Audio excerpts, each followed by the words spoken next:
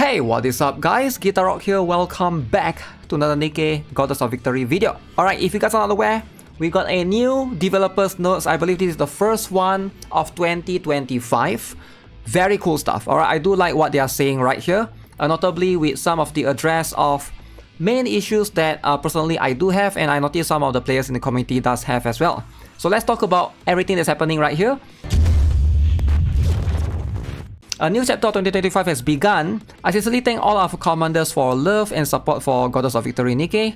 Okay, so number one, costumes resale. Alright, so they are going to bring back the costume resale. In the previous patch notes, they mentioned that they're going to bring back the Drake made for villain skin, which is going to be this particular costume right here. Alright, so this costume was previously, if I'm not mistaken, featured in a battle pass. So that means if you miss out on any skins that's come out in 2024, 2023, there's a chance for you to get them again. Alright, especially those that are in the battle pass one. So specifically in this game, I think the FOMO is basically mostly in the skins, right? And I think that's going to be a good thing.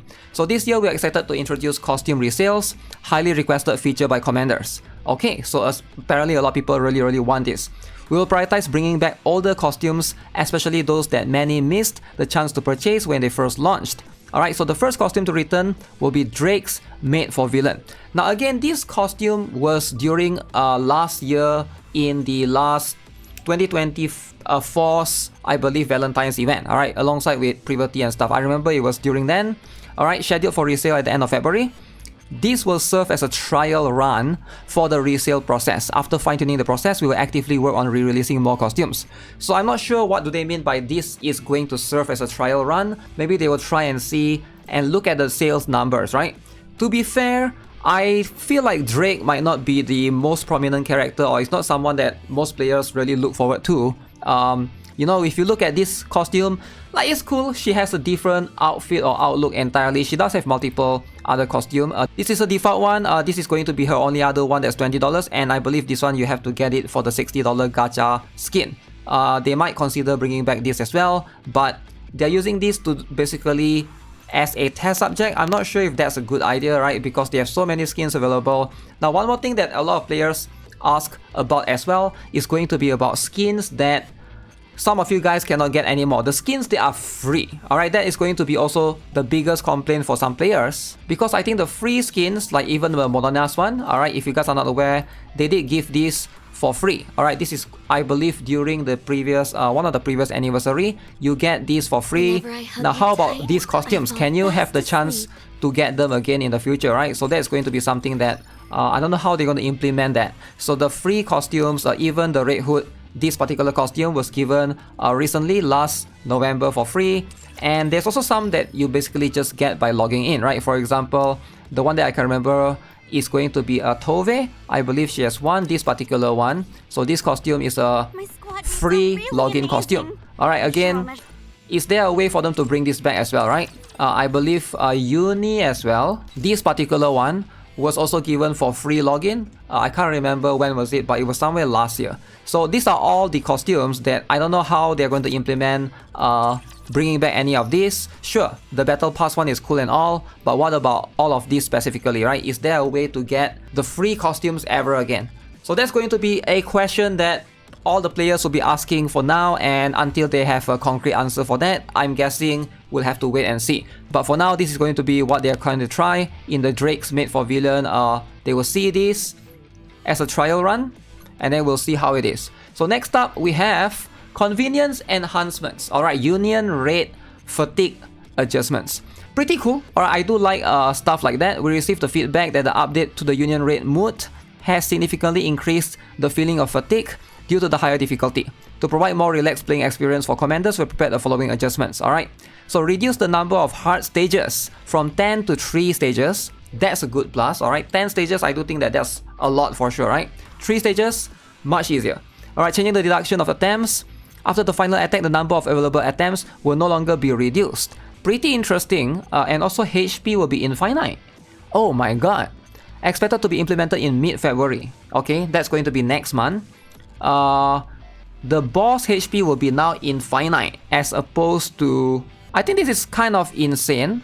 I wonder what will happen for the boss attack, however, right? Because HP infinite sounds crazy, but at least that way it doesn't really matter who goes in first. I think there's a good bonus for this, because how everyone work out in the union is you gotta have the weaker members attack first. Alright, at least in my union that's how we do it. The weaker players attack first and then the strong players attack later. So that way there's two ways to go about it, but if the boss is left with like a few million HP, you ideally let the weaker people go in and finish the boss off, so the stronger player can start off in the next boss, which is stronger, right? So you get to benefit from the higher attack or higher level Nikkes that you have. So those are going to be the factors moving forward. That is going to remove that limitation, and there's less communication needed, so you can just go in whenever you want because boss HP will be infinite. I think that's a very good plus in my humble opinion, especially for the top end raiders. This is going to be a very good one. We hope these changes will help ease the fatigue in union raid. We will continue to gather feedback and make adjustments quickly if further improvements are needed. Alright, new convenience features in campaign mode. Alright, quick combat feature has been added to campaign. That is a good plus for sure. Alright, so quick combat, I assume, is something like how they have in Lost Sector. Alright, if your CP is higher than the enemy, you just quick combat because you usually will be able to beat those stages regardless, right? The campaign is the core gameplay central to Nikke's main storyline. We will enable the quick combat feature for certain stages to improve its convenience. This feature will be available once the recommended battle power is reached. Alright, makes a lot of sense. It is expected to be updated in mid-March. Okay, I definitely like this. This is going to make the campaign definitely much more streamlined as opposed to fighting every single node that you have to fight. You can just do quick battle, especially for some of those you can definitely beat easily if your combat power is way higher, right? So that's something to consider. I wonder if this is going to only apply to normal or is it going to apply to hard campaign as well? Because I do think that hard campaign, most players are just not going to have that extra CP because it's hard, right? But we'll see if that's going to be the case. We aim for this improvement to elevate the pressure of repetitive battles in the campaign, offering a more enjoyable and relaxed gameplay experience. Overall, this is going to be a good thing nonetheless. So let's look at the next point. Okay, so this is going to be the update roadmap that they'll be introducing. In order to offer a richer and more engaging experience in 2025, we are focusing on developing new gameplay features, enhancing the current ones. Okay, what are the gameplay features? Champion Arena is coming in March. They have been delaying this like crazy. I don't know how many times. I think 5 times they delayed this non-stop. So now the next one is going to be March. We are in January now.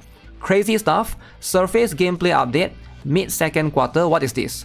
Embark on an adventure 3D map with the SD squad, defending your base in this new simulation gameplay. The map will expand over time, introducing. This is going to be a new thing in the game.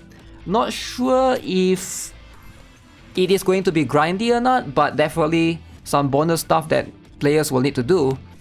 Coordinated operation improvements mid-second to third quarter will enhance the matching system and modify the co-op operation reward structure. I'm not sure what does it mean by enhance the matching system. That means like new players only match up with new players and veteran players only match up with veteran players. That way it sucks if you are new, because if you are a new player and you only match up with new players, you are matching up with people that don't know anything about the game as much. So it's going to be like, you know, everybody is just going to choose burst 1 for example, right? And then that can be a little bit unfortunate, but hopefully they'll figure that out, right? So third quarter update, solo raid new features. A season-based solo raid, which has been active for a while, is being updated to offer players a new chance to earn profile frames again and encourage the use of more characters. We are preparing a new feature for solo raid called Hall of Honor. I'm not sure what that means. It sounds like it's going to be a different category of requirements altogether. We'll see how it goes. Similar to last year, we'll be archiving various events to create an environment where they can be played at any time. Furthermore, the unarchived April Fool's Day event will be archived in mid-March, so please look forward to it. Okay, so let's have a look.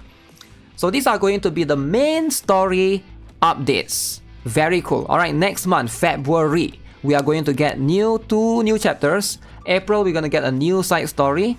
And then chapter 37 and 38. And then usually around April, May to June-ish, we will get the half anniversary again, right? Very cool. July will be 39 and 40. October will be side story and 41 and 42. So this is going to be their plan, the roadmap of the story. Very interesting. Additionally, if circumstances permit, in the second half of this year, we are considering adding another side story. Although it's not yet confirmed, the storyline theme is dedicated to this girl. Okay, one more thing, the third anniversary story this year is one that I'm particularly excited about. I mean, they say this about every year, right? Red Hood, Cinderella, I don't know who's the third anniversary, but we'll figure it out, right? It will be an engaging and well-crafted story, so please look forward to the new Nikkes and all the thrilling story updates we have. If I have to guess, it's either going to be Lily-wise or one of Cinderella's partner, right? It could be one of those. So those could make sense as well. So definitely stay tuned for that. That will be like later this year for sure. And what is this? Conclusion. Okay, so this note outlines the key updates and improvements we have in store.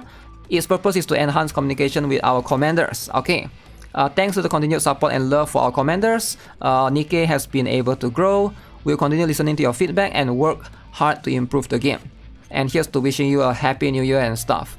Alright, I do like a lot of things right here. They did announce the story. I guess a lot of players do enjoy the story. And if you are an endgame enjoyer, they are going to rework the solo rates or add more new stuff. There's this surface gameplay update, champion arena for you as well if you're an endgame players. But what I personally want is I was hoping that we will get more news of the collaboration, right? As in like, so far we all know they are planning to at least 2 collabs, right? Because Stellar Blade they announced, and then they also announced Evangelion. But it would be nice if they give us a little bit of a hint, not the exact date, but a hint on when Stellar Blade will come, right? Like Q2, Q3, Q4. That would be nice. But with that, I guess they still haven't finalized certain things, so they can't really give you too much details. So I get that, right? I understand that. At least we got some good stuff regardless. Alright, so the costume, definitely, this is going to fix the FOMO issue that's happening in Nikke. Let me know what you guys think. Alright, so with that being said, that's going to be it for this particular video. Subscribe if you guys are ready. Give this video a like. I'll see you guys in the next one. Have a nice day. Goodbye.